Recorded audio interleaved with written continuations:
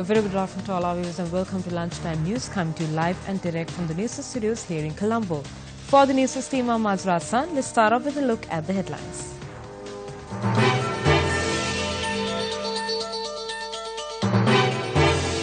Activities in hospitals come to a standstill due to the GMOA strike. President requests to save children from drug addiction. 217 houses damaged due to gusty winds in Ampara. Zimbabwe's Mnangagwa wins presidential election.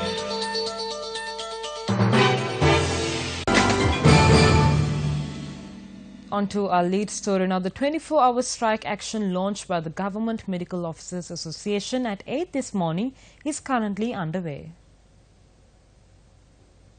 According to a correspondence, daily activities at hospitals island-wide have been hampered due to the strike action, and as a result, patients have been severely affected. The Government Medical Officers Association launched the 24-hour strike action, citing 10 issues including the Sri Lanka-Singapore Free Trade Agreement. The association points out the Sri Lanka-Singapore FTA not only affects the medical sector, but it also has a negative impact over the whole country. It claims that although relevant authorities have been informed about the adverse impacts of the free trade agreement, they did not receive a positive response. Emergency medical services are being carried out as usual despite the strike. The services at children's wards, cancer hospitals and women's hospitals are underway as usual.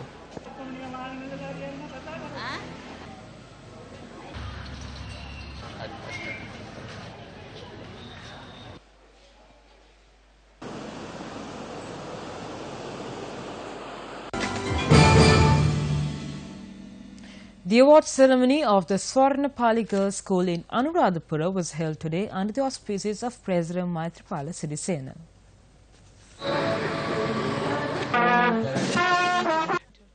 The college principal also presented the president with a memento.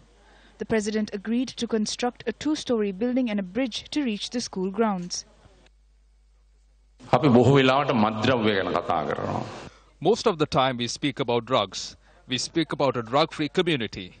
There are various programs taking place in this regard. There are good results. We heard about school students addicted to drugs. Internet is the problem here. Nowadays, psychiatrists in Sri Lanka have no free time. They have time limitation to treat the young people and who have affected due to the telephones and internet. Due to the usage of telephone, computer and internet, how many young people are destroying their lives? We all need to overcome this. Villages of Nikugolla area in Yatawatamatle are facing severe difficulties due to the lack of clean drinking water. 650 families living in the Nikugolla area are suffering without drinking water. They say distribution of water is difficult since the village is situated in a comparatively high altitude area. Villagers got together and dug and constructed a 50-feet tube well yesterday. However, they do not have enough financial capabilities to store the water and distribute them. The villagers are requesting the authorities to implement a water project to provide clean drinking water. The number of houses affected by strong winds in the Ampara district has risen to 217. Ampara District Secretary Thusitapi Wanasinghe said houses in Navagampura, Sadatisapura, Jawardhanapura and Karangava have been affected by strong winds.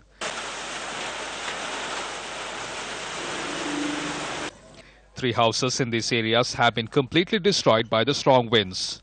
The Ministry of Power and Renewable Energy said the supply of electricity to around 5,000 houses have been disrupted as well. Media spokesperson of the ministry, Sulakshana Jawardhana, said measures are underway to resume the supply of electricity. Assistant Director of the Disaster Management Centre, Pradeep Kodipilli, said a compensation of 10,000 rupees will be provided for affected residents. An Indian national has been arrested in Fort Colombo along with a stock of drug called ice worth over 10 million rupees. Police said the arrest was made following a raid carried out by the Police Narcotics Bureau. 878 grams of narcotic substance was discovered by the police. The suspect is a resident of Ramanathapuram, Chennai, and he will be produced before the courts today.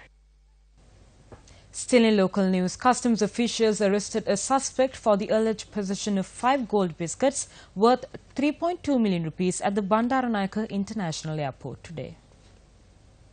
The arrest was made after 500 grams of gold biscuits were found in the possession of a janitor. Our correspondent said the inspection was carried out through the CCTV footage. Another janitor attached to the same company was also taken into the custody.